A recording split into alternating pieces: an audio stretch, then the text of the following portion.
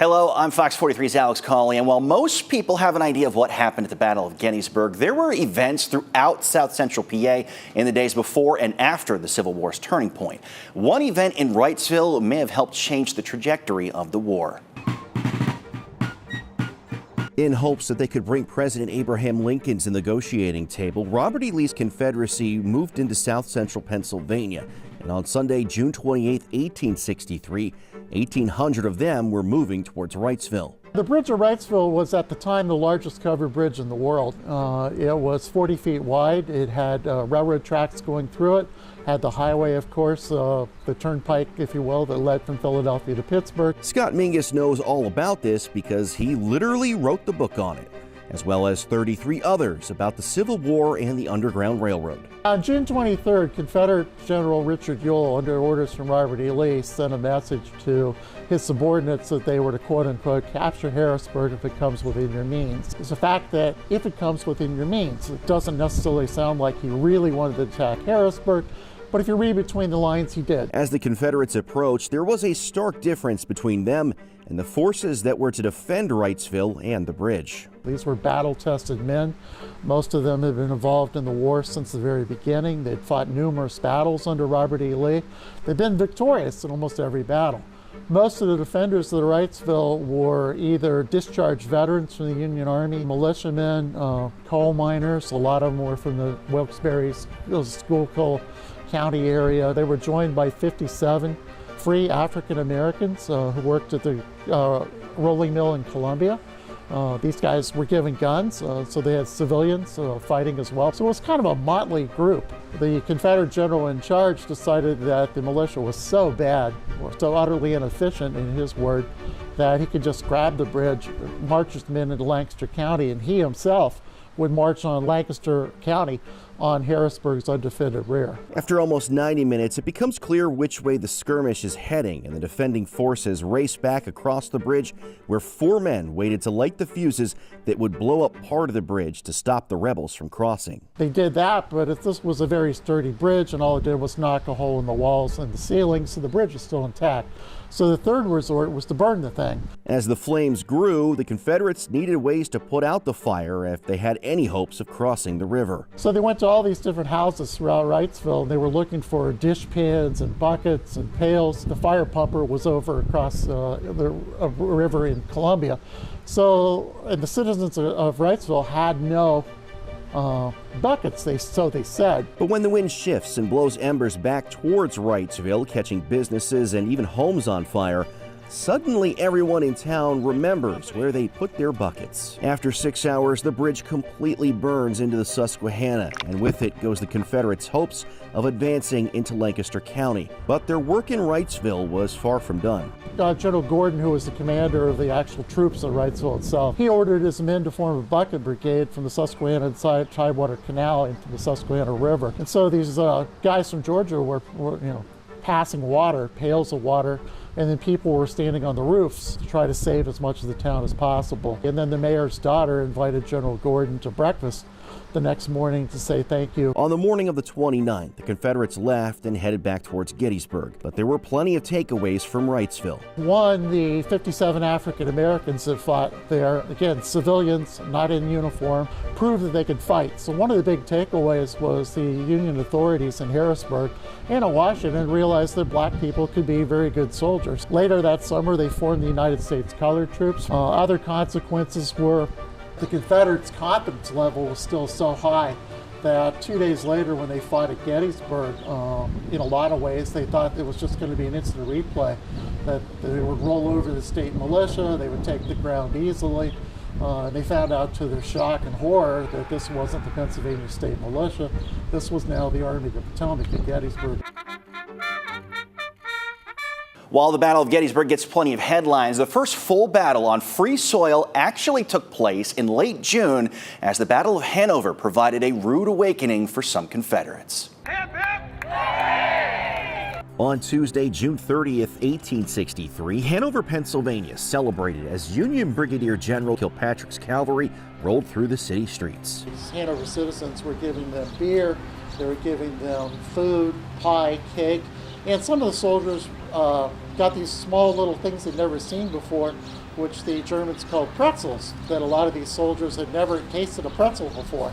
And Hanover was the first experience, and many men record in their diaries and letters about this very salty, very tasty snack that the people of Hanover were giving to them. Just 3 days earlier, 275 Confederate cavalrymen had stopped in Hanover to raid stores and take horses. It would start a stretch the townspeople had heard a lot about, but not seen until quite suddenly. We got a lot of rumors. Hanover's in the middle of rumors. The rebels are coming, the rebels are coming. Well, they never showed up, So it was one of these of crying wolf. Jeb Stuart is known as the eyes and ears of the Confederates. He's hauling around 125 seized Union supply wagons and heading north to try and find the rest of the Confederates. Instead, he finds himself in an all-out cavalry battle, this one taking place in downtown Hanover. They ended up having a pretty savage fight on this, particularly along Frederick Street, a couple side alleys, all the way through town. You've got dead horses and 40-something casualties strewn along the streets of Hanover. What Hanover will turn out to be is the largest military engagement in York County history, almost 10,000 men. The front of the Union line had reached Abbottstown when they heard the shots from the rear.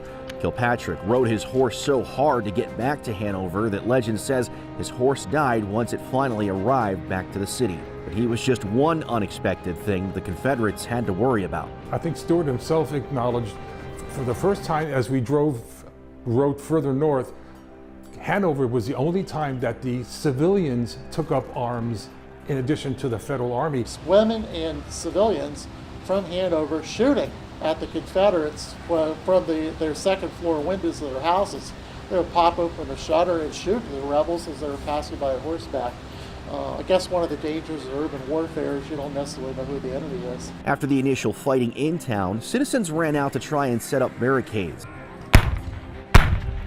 A Confederate Reed shell fired from Mount Olivet Cemetery into Hanover. As you notice, it didn't explode when it hit.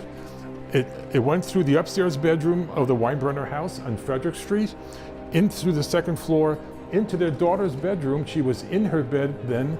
The shell rolled into the hallway, still smoking.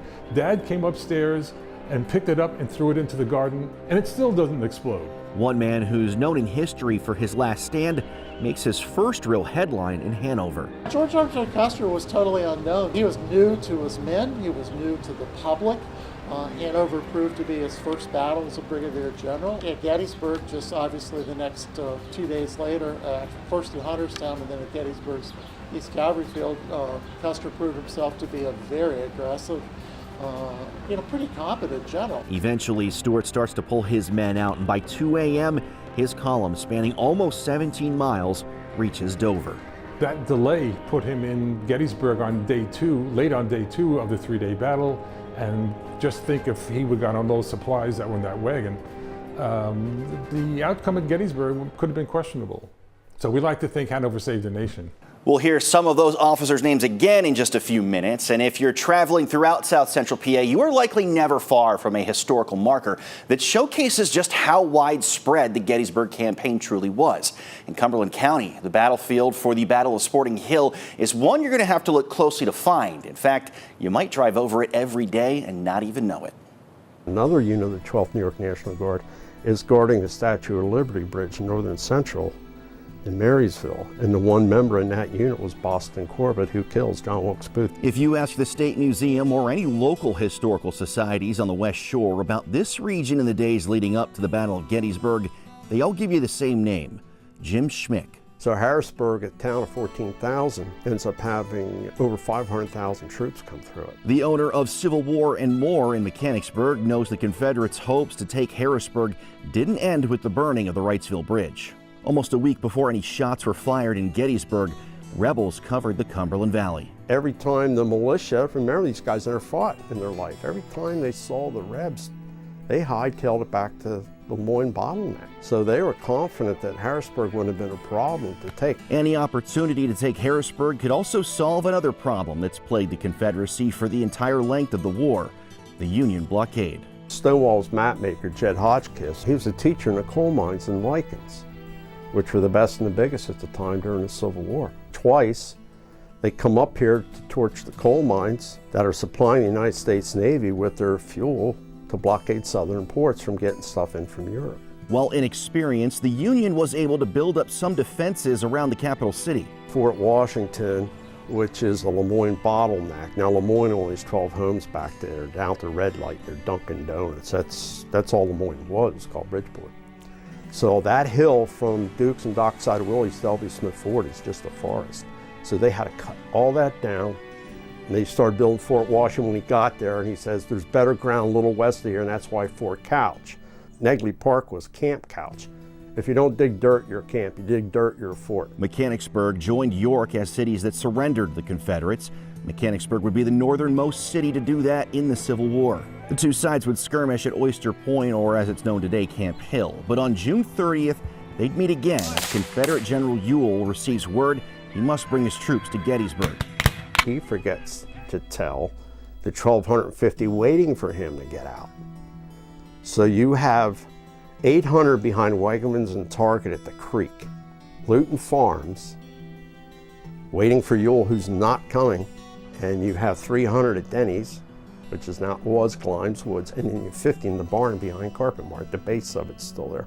Depending on who you talk to, another battle or skirmish of Sporting Hill is about to begin. New York Militia General John Ewen freezes when shots are fired at his men from what was then called the Eberly Barn. While Ewen continues to freeze, Rufus King Jr. not only saves the group from being surrounded by Confederates, but when the Union battery shows up, he corrects the Green soldiers' procedure to load the guns and helps them hit the barn square, killing almost a dozen Confederates inside. So the Union National Guard out of New York line up from Gilligan's down to Dunkin' Donuts there, and they had experienced officers help them with their cannons.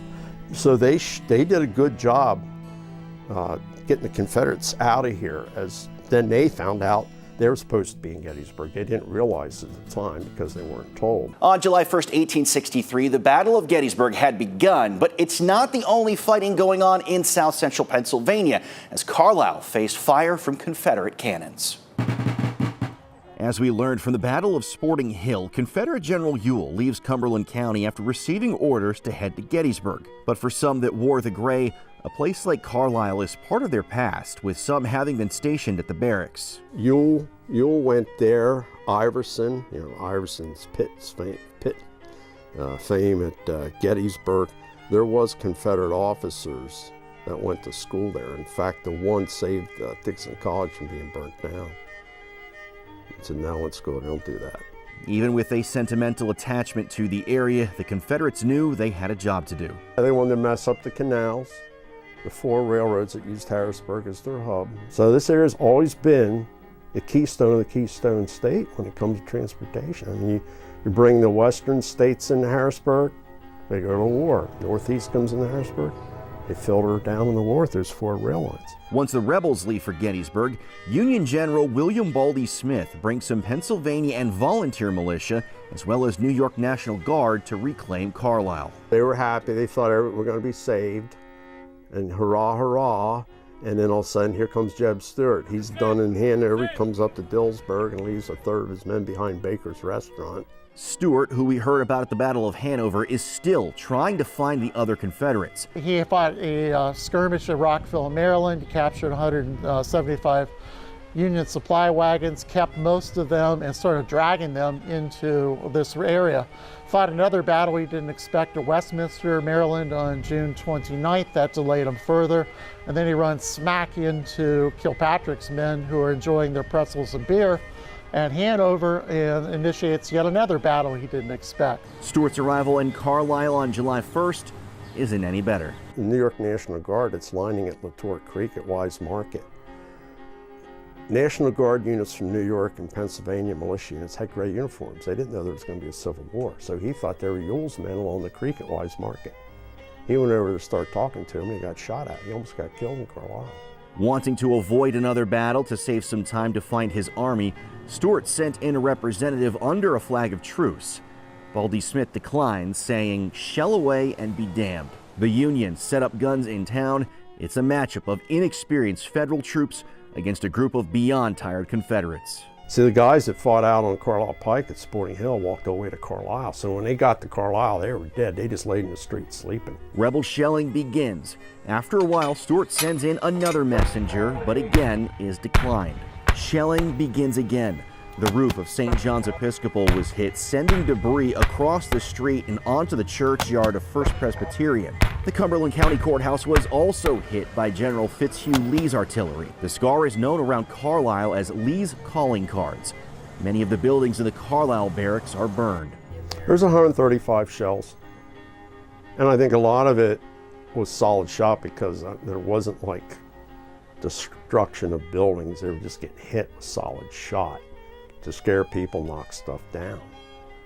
But that's a Jeb. Jeb was in there the night of the 1st, and he was getting ready to go in. That's when he said, they finally found him, he said, get to Gettysburg. The action does draw the attention to Confederates in the region who are finally able to connect with Stuart, who has missed the first day of the Battle of Gettysburg and would miss most of the second. Everything we have talked about so far has been leading up to the major turning point that is the Battle of Gettysburg. But after the battle, while retreating south, a rare night battle was fought in Franklin County in the Battle of Monterey Pass. As much as we've heard about the paths taken by both sides to arrive at Gettysburg, this battle is on the day after Pickett's charge. Ironically enough, July 4th. It's probably the most difficult thing any general ever does, is to extract a defeated army in enemy territory back to safe haven. The Confederacy took two paths to retreat below the Mason-Dixon line. One of them is through Monterey Pass in Franklin County. Quartermaster General John Alexander Harmon, he was a large profane man. And the people said that even the most scientific mule drivers weren't up to the major standards of swearing. But there's a legend that Ewell sees him in Fairfield and says, I want you to get this wagon train to Williamsport or I never want to see your face again. The rebels were not just retreating, they were moving miles of supply and ambulance wagons, as well as a reminder of why this war was being fought. Somewhere in the neighborhood of 5,000 head of sheep and cattle that have been appropriated, and 200 to 300 African Americans that were being taken back into slavery. Of course, they can only get back if the pass is open. And a pair of names that played a role at the Battle of Hanover, Judson Kilpatrick and George Armstrong Custer, are looking to change that. The two sides were not only about to fight each other, but Mother Nature as well. I heard Ed Bears talk a number of years ago, and he said the idea of fighting at night was relatively unheard of at the time. Hand-to-hand combat. It's raining, it's lightning, thunder, and the only way they can identify is by the muzzle flashes or the lightning. And there is a documented account of a Union soldier being killed by stepping on a Confederate. The Michigan Cavalry's role at Monterey Pass was big enough that there's actually a Michigan State historical marker in Pennsylvania. Early on, one of his troops said he looked more like a circus rider than a general, how he was dressed, but as you read the diaries later on, they become very attached to him. The legend has that he actually fell off his horse and a sergeant swooped in and saved him. Now, that's legend. At one point, the moving battlefield finds its way into Maryland. It's the only battle fought on both sides of the Mason-Dixon line. In terms of total mileage from start to finish, the longest battle in the Civil War. It's fought in 2 states and 4 counties. So everybody asks why we never heard of it before. I'm guessing 2 states and 4 counties getting together might be part of the issue. The Federals were able to destroy 9 miles worth of Confederate wagons, but realizing they were now in enemy territory with no support, the Union troops made their way back towards Pennsylvania. But bottom line is the pass remained open. It maybe saved this local area of Pennsylvania from, more devastation, maybe retribution, whatever, because it did hurry them on their way. The Confederates would continue their retreat until the last wagon rolls through on July 6th. Well, Robert E. Lee actually uses it at the end and ends up in Waynesboro. There's a great story. He's at Waynesboro had a pump in the square at the time. He and his men are watering the horses, and somebody comes out of an upstairs apartment down and walks right up to approach Lee. And of course, they all draw their sabers and their pistols. It was a gentleman who had served under Lee in the Mexican War. And they exchange pleasantries, and then, obviously Lee goes on about his business. But so that's proof positive that Lee actually came through the gap Thank you for watching our Beyond the Battle of Gettysburg series. If you want to learn more on any of these battles or events, we have more resources and extended interviews right now on fox43.com.